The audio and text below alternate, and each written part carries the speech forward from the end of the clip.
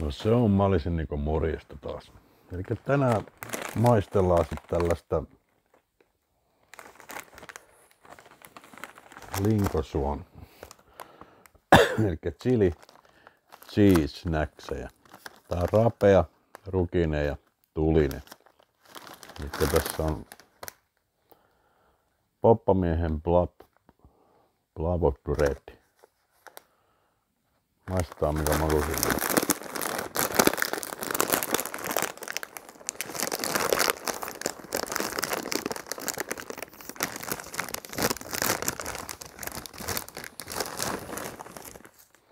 On tällaisia.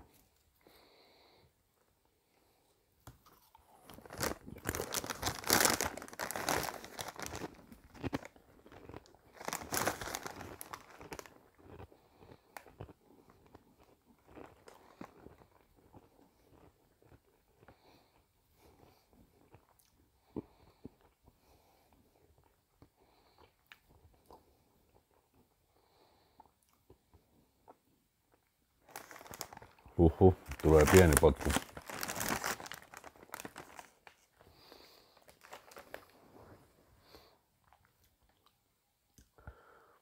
Nää on yllättävän.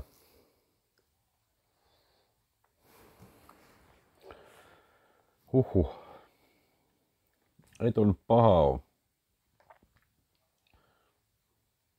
Mä annan noille 4/5.